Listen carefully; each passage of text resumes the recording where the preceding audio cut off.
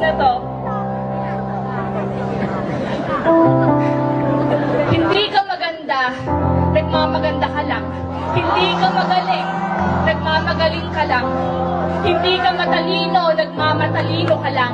Hindi ka maputi, nagkojik ka lang. Hindi ka payat, nagparitoke ka lang.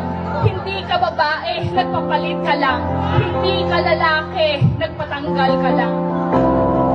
Mga linyahang galing sa mga taong takot na malamangan, sa lipunan na tinatayuan kahit sa anggulo mo tingnan.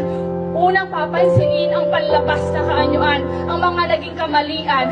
Walang nagiging mabuti kundi ang sarili lamang. Mga taong nagmimistulang talangka, hihilahin ka pababa. Nagmimistulang apoy sa kandila, hihintayin kang malusaw at mawala. Nagmimistulang bato, nababatuhin kang buong buo. Maubos lang ang bunga ng iyong puno. Bakit hindi nyo gamitin ang bato pampukpok dyan sa ulo nyo? Para matauhan kayo na hindi lahat ng bagay ay kailangan yung gawan ng issue. Hindi porket tumaba ako ay buntis ako. Hindi rin porket pumayat siya ay nag-addict na siya. Hindi rin porket puro lalaki ang kasama niya ay malandi na siya. Hindi rin porket may jowa na ako ay mag-aasawa na ako. Hindi porket umiinom at nagyoyosi siya ay pariwara na siya. Hindi rin porket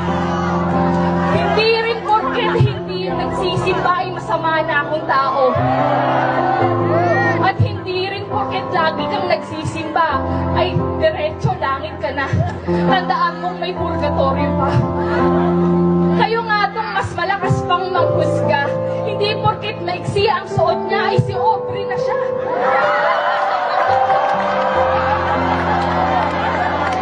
Maging si Boyet ka. Kinulang sa pag-iisip pero sumobra sa pangunawa sa iba. Para hindi naman puro panglalait sa kapwa ang lumalabas sa bunganga. Mga chismosang kapitbahay na walang ibang ginawa kundi ikwento ka sa buong barangay. Nagsisilbing CCTV ng bahay, inaabangan ng bagong kabanata ng iyong buhay.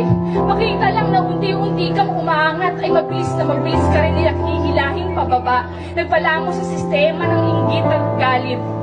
Sabi naman sa'yo huwag ka rin magagalit. Lalo ka niyang pamangit.